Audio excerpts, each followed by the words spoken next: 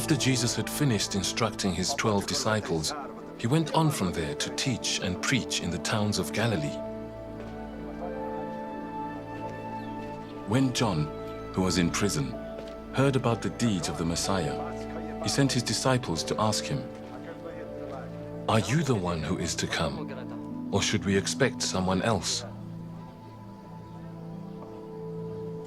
Jesus replied, "Go back and report to John what you hear and see.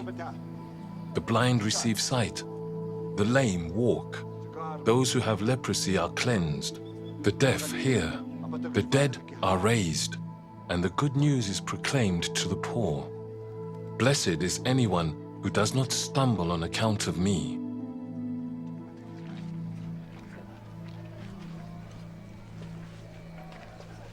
As John's disciples were leaving, Jesus began to speak to the crowd about John.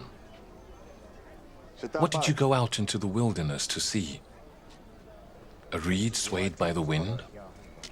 If not, what did you go out to see? A man dressed in fine clothes? No.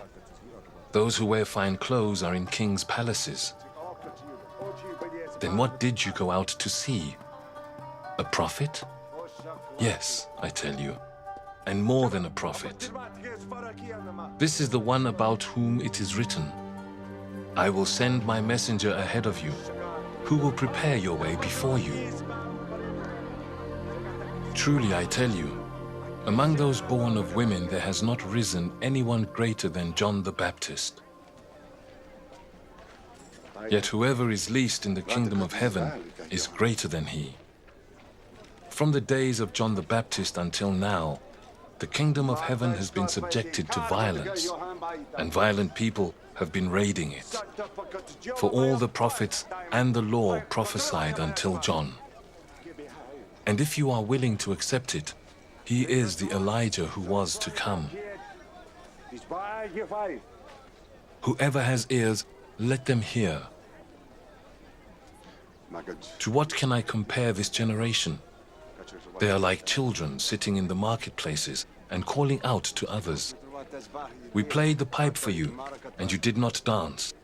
We sang a dirge, and you did not mourn. For John came neither eating nor drinking, and they say, he has a demon. The Son of Man came eating and drinking, and they say, here is a glutton and a drunkard, a friend of tax collectors and sinners. But wisdom is proved right by her deeds. Then Jesus began to denounce the towns in which most of his miracles had been performed, because they did not repent. Woe to you, Chorazin! Woe to you, Bethsaida! For if the miracles that were performed in you had been performed in Tyre and Sidon, they would have repented long ago in sackcloth and ashes. But I tell you, it will be more bearable for Tyre and Sidon on the day of judgment than for you. And you, Capernaum, will you be lifted to the heavens? No, you will go down to Hades. For if the miracles that were performed in you had been performed in Sodom, it would have remained to this day. But I tell you that it will be more bearable for Sodom on the day of judgment than for you.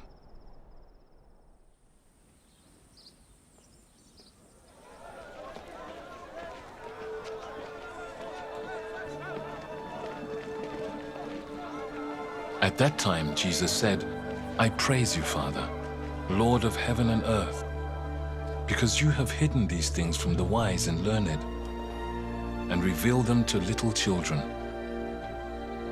Yes, Father, for this is what you were pleased to do. All things have been committed to me by my Father. No one knows the Son except the Father, and no one knows the Father except the Son, and those to whom the Son chooses to reveal him.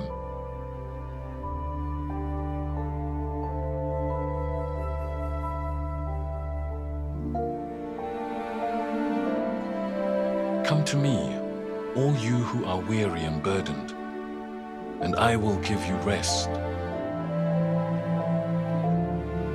Take my yoke upon you and learn from me, for I am gentle and humble in heart, and you will find rest for your souls.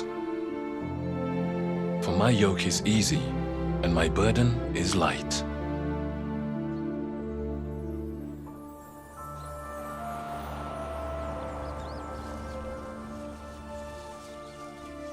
At that time, Jesus went through the grain fields on the Sabbath.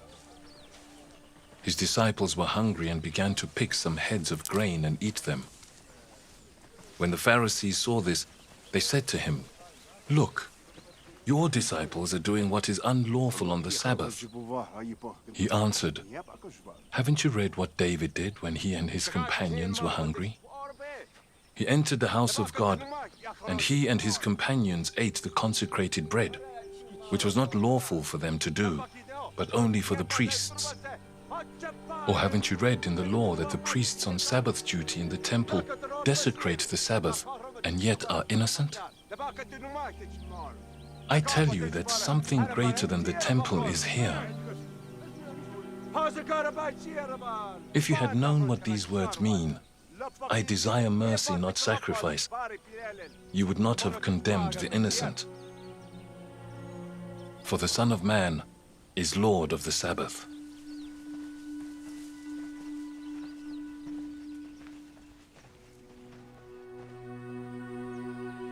Going on from that place, he went into their synagogue, and a man with a shriveled hand was there. Looking for a reason to bring charges against Jesus, they asked him, "Is it lawful to heal on the Sabbath?" He said to them, "If any of you has a sheep and it falls into a pit on the Sabbath, will you not take hold of it and lift it out? How much more valuable is a person than a sheep? Therefore it is lawful to do good on the Sabbath."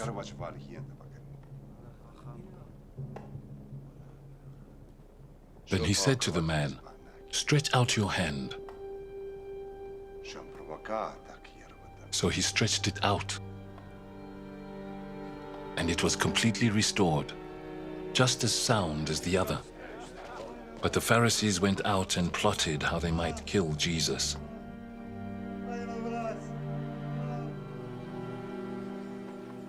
Aware of this, Jesus withdrew from that place. A large crowd followed him, and he healed all who were ill. He warned them not to tell others about him. This was to fulfill what was spoken through the prophet Isaiah. "Here is my servant whom I have chosen, the one I love, in whom I delight. I will put my spirit on him, and he will proclaim justice to the nations. He will not quarrel or cry out. No one will hear his voice in the streets. A bruised reed he will not break, and a smoldering wick he will not snuff out, till he has brought justice through to victory. In his name, the nations will put their hope."